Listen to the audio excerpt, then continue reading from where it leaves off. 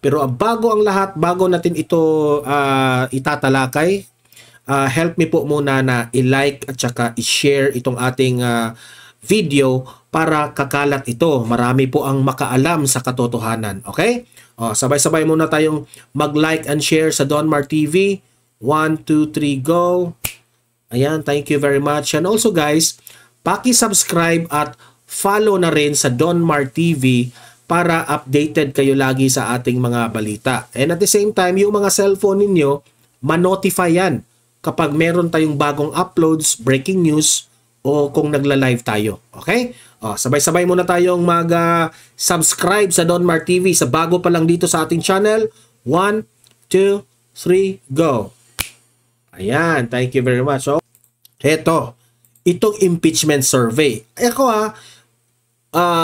Matagal na akong duda dito sa Pilipinas Today. Itong Facebook page ng Pilipinas Today, lahat ng kanilang mga post, no?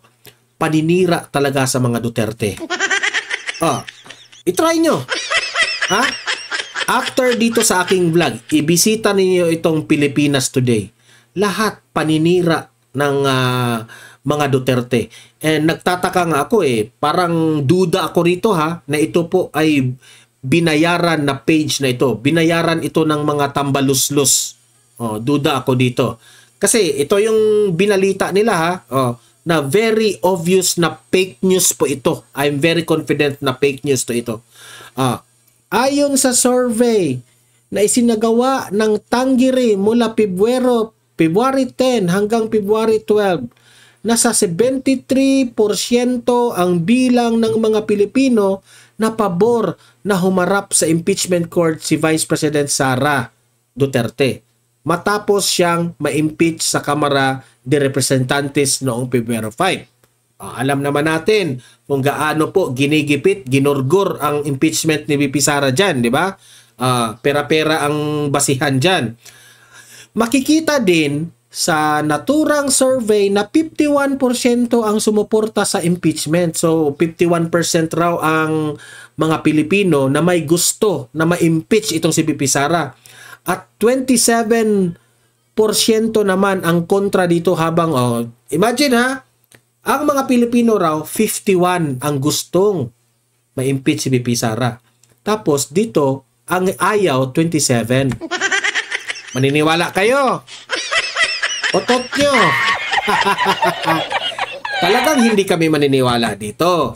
Diba? Ang pagbabasihan natin, ang nangyari sa Cebu, ang nangyayari sa Iglesia ni Cristo. Diba? 73, ito pa, inad nila. 73% ng mga Pinoy. Okay? So, sinurvey nila, hindi 100%. 73% lang ng mga Pilipino. Ay, naku, may pautot pa silang ganito itong Tangiri survey raw ito, sabi ng Pilipinas Today. Ang mga 73% ng mga Pinoy, sinurvey nila. Okay? Ang mga 51 dito na mga Pinoy, ang 51% dito raw, gusto na ma-impeach si VP Sara. Di ba? Ang 22 raw, yung panig kay VP Sara, nakasuporta kay VP Sara. Ano masasabi niyo dito? So nasaan na yung yung 27? Nasaan na yung 27? Ay, klaro, it's very obvious na gawa-gawa. Sabi pa niya dito, maraming Pilipino ang pabor humarap si Vice President Sara Duterte sa impeachment court. Pabor raw. Yeah. Kung titingnan mo sa Iglesia ni Cristo, milyon. Kung titingnan mo doon sa Cebu, ang dami. Ipapakita ko yan sa inyo. So, ito Pilipinas Today. Itong Facebook page na ito. Kung if you tayo kung dahil mahal natin si VP Sara. Okay? Mahal na mahal natin si VP Sara. I'm calling out sa mga audience ng Donmar TV. Bisitahin nyo itong Pilipinas Today na Facebook page at i-report ninyo. Okay? Pwede ninyong i-report itong mga post nila na paninira ni VP Sara. Okay? Pwede ninyong i-report yan. Fake news, lahat. Kasi hindi po tugma sa sinapi nila dito, sa mga in reality na nakikita natin sa social media at dito sa mga rally, iba. Yung kay Bongbong Marcos, ha? Na marami raw ang supporters ni Bongbong Marcos pero nakasimangot lahat. Nakasimangot. Ay nako. Heto. Bisitahin natin itong Facebook page ni Joey. Ipapakita ko sa inyo, no? Itong drone shots, okay? Aerial shots, no? Na ipinakita doon kung gaano karami ang mga tao doon sa Cebu. Okay? Ipapakita ko sa inyo. At meron ring video na ipakita ko sa inyo na sobrang dami po. Video ha. Ang ipapakita ko sa inyo, picture, top view sa drone shots at yung video na maraming tao po ang kumakaway. Okay? Kasi baka sabihin nila fake news tayo eh. Eto, ipapakita ko sa inyo ha. Papakita ko sa inyo para hindi tayo namimeke dito ng balita. Wait muna. Nasaan na ba yun? Wag mo akong ipahiya. Wait muna. Ayan. Eto. Ayan. Tingnan nyo ha. Wait. Tingnan nyo. Wait. Dito tayo kay Joey. Tingnan nyo ito. Wait. Yan. Tingnan nyo. Sabi dito sa post ni Ma'am Joey. Okay? Joey Vivri. PRRD lang sapat na. Di kailangan ng ayuda. Ayan, no? Ayan. Tingnan nyo gaano karami po. Sobrang dami po ang tao. Ayan. Rally sa Cebu. Hindi na kailangan ng ayuda para ito pala ay post ni Boss Dada at isinare ito ni Ma'am Joey ha. Hindi na kailangan ng ayuda para magtipon-tipon ang tao. Yan ha. Organic yan. Genuine yan. Mga tao yan.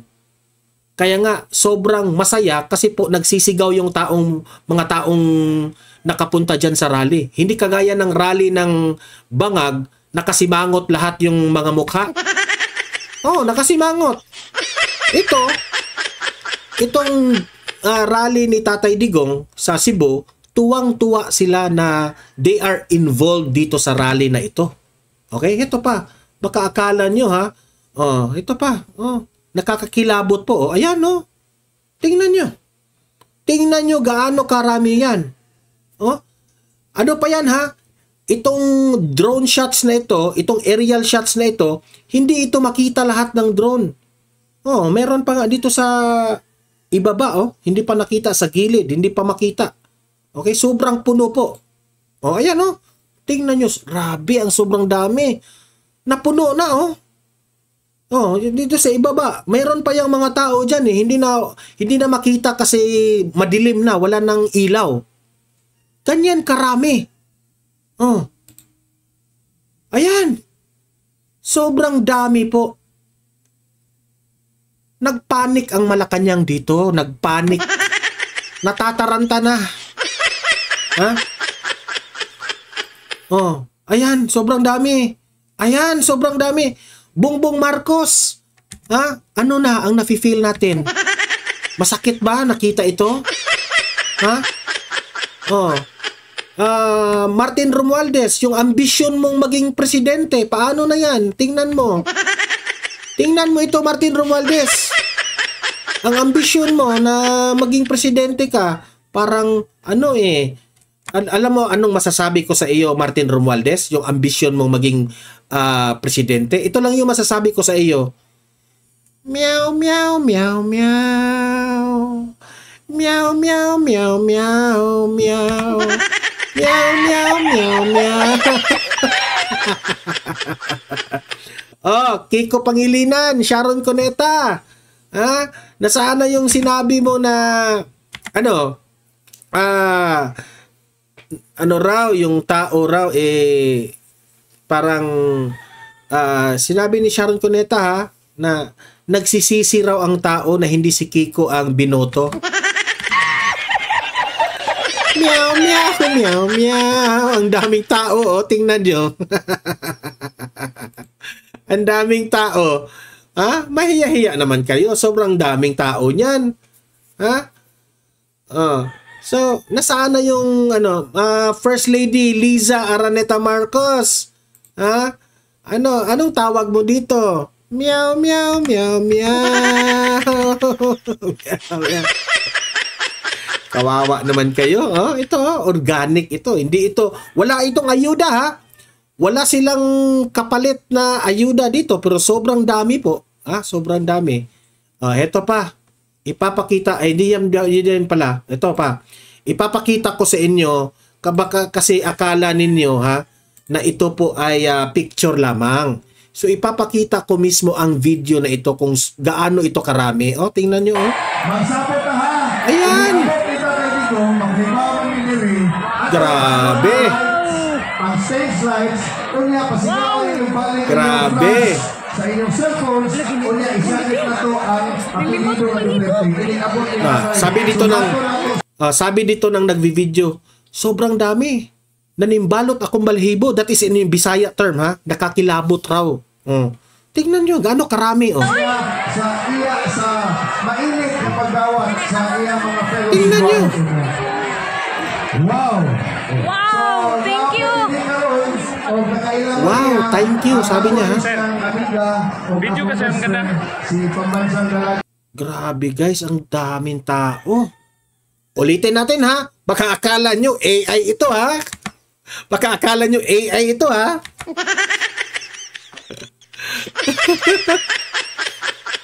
Baka akala nyo AI ito ha. I-play natin ulit At pakinggan nyo ang reaction ng nag-video. Pakinggan nyo ang reaction niya. Kinakalibutan siya dito. Wow. Magsapit na ha. Iniabot kita tayo dito. Maghibawan ni Neri. Atong pagod ng lights. Ang stage lights. Kunya pasigaw yung balik inyong flash sa inyong cellphones. Kunya isakit na to ang apelido ng Duterte. Iniabot ni Nanay. Sumato na to siya sa iya sa mainit na paggawat sa iya mga fellow Cebuanos. Wow. Wow, thank you. O nakailang mo niya ang ako ng amiga. Video kasi ang ganda. Si Pambansang Dalaga. Nakakataba ng puso actually, sa totoo lang. Okay? Sobrang nakakataba sa puso ang nangyari po. Okay? At dahil dyan, hindi yun fake news ha. May video tayo, may picture tayo. May tumawag sa akin na mga vloggers, no, at mga kaibigan ko sa vlogging community na ang Malacanang raw, nagpapanik raw. Nagpanik na raw sila sa nangyari. Okay? Na hindi nila akalain, they are not expecting na ganun karami po ang mga organic at genuine na mga taong bayan na gustong-gusto talaga ang mga Duterte. Dahil sa kanila, hindi nila na-feel yan itong mga ganito Hindi nila na-feel. Kasi yung sa kanila, pumupunta lang dahil sa ayuda. Pumupunta lang dahil sa pera. Okay? Nakakatawa nga pera na ang labanan dito sabi ni Marcoleta, kung matatandaan nyo, kung gusto nyong sampalin itong mga mukhang pera na mga kandidato na ito, huwag nyong tanggapin ang ayuda. Sampalin nyo sila sa kahihiyan. Sampalin nyo sa insulto. Kasi kung hindi, tama si Marcoleta kasi lagi nating sinasabi dito sa vlog natin na tanggapin nyo ang ayuda pero huwag nyo silang iboto. Pero meron pang mas masakit dyan. Kung gusto nyong masampal sila sa katotohanan, masampal sila sa insulto, huwag nyong tanggapin ang pera. Deserve. Yeah? So nagpanic na sila ngayon. Hindi ko alam kung ano ang next move nila dito. Kasi kitang-kita na natin na Vice President Inday Sara Duterte, ang mga tao po ay hindi gustong ma-impeach si VP Sara. At gusto ng taong bayan mapresidente si VP Sara sa 2028. Okay? Kasi kung i-impeach nila si VP Sara at hindi na makatakbo si VP Sara sa 2028, may second option tayo. At least, ibalik natin sa presidency si Tatay Digong, di ba? Si Tatay Digong. Kung disqualified si VP Sara dahil ma-impeach siya, si Tatay Digong, di ba? Tingnan natin kung saan uubra itong administrasyon na ito. At dahil dyan, may ipapakita na naman ako sa inyo. Kasi kung sasabihin nyo, kayong mga loyalista, mga bangagngista, mga tambaloslos, kung sasabihin ninyo tayo dito ay namimeke ng balita, hindi. Totoo po ang kapag sabihin kong organic na halos maiyak ang tao, gustong mayakap si Duterte, ito ang ebidensya. Ipapakita ko sa inyo. Okay? Ito po. Ito. Yan. Ipapakita ko sa inyo. Itong video na ito, lumabas po si Tatay Digong dyan sa canopy na may aircon yan eh. Kasi marami kasi yung nag-speech pa eh. Maraming mga kandidatong ini-introduce, ganon. Si Tatay Digong po ang panghuli, no? Pang-last na magsalita. Siyempre, si Tatay Digong yan eh. Kailangan save the best for last, di ba? So, ipakita ko sa inyo ito at pansinin ninyo, ha? Pansinin ninyo kung ano ang reaksyon ng tao noong lumabas si Tatay Digong.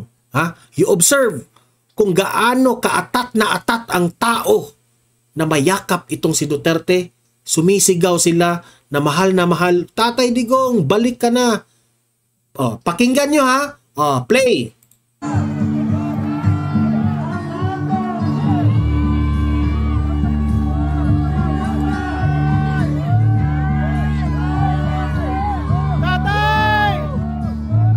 Pakinggan nyo ang mga sigaw ng tao ha. Tatay!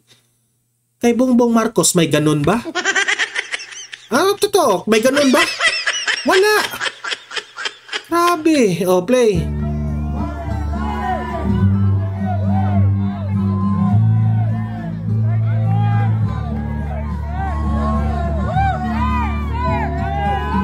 Tatay!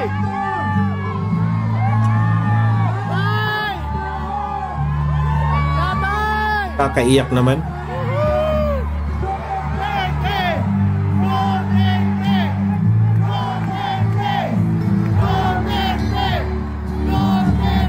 Grabe.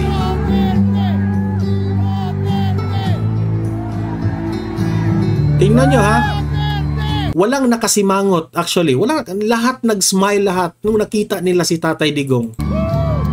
Yan ang tunay na pagmamahal. Di ba?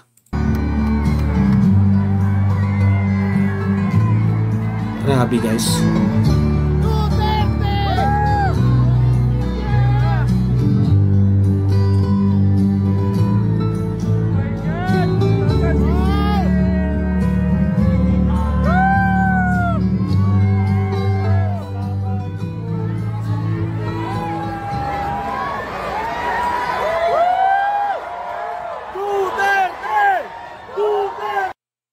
Diba? It's very genuine talaga. Duterte, nagsisigawan na yung tao. Again, let's watch it one more time. Pakinggan nyo ang mga sigaw ng taong bayan, okay? Pakinggan nyo at tingnan nyo yung mga mukha ng mga tao kung gaano sila kasaya nung nakita nila si Tatay Digong. Play again ha. Observe again. Ibang-iba sa kay Bangag Marcos. Ibang-iba talaga ha. Hindi na niya kailangan kumakaway. Hindi na kailangan. Ang tao na ang papansin sa kanya. Si Bongbong Marcos magpapansin pa eh. siya hindi na kailangan. Ang tao yung sumisigaw sa kanya. O ito, again, play natin. Play.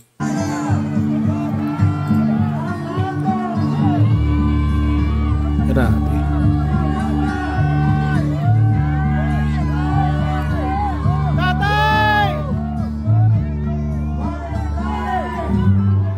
Kinalibutan ako, guys.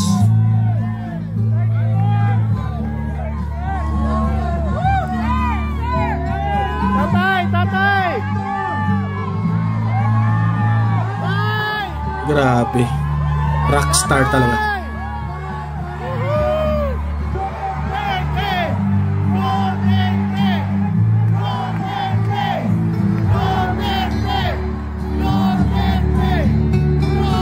Grabe ang saya-saya dyan, oh.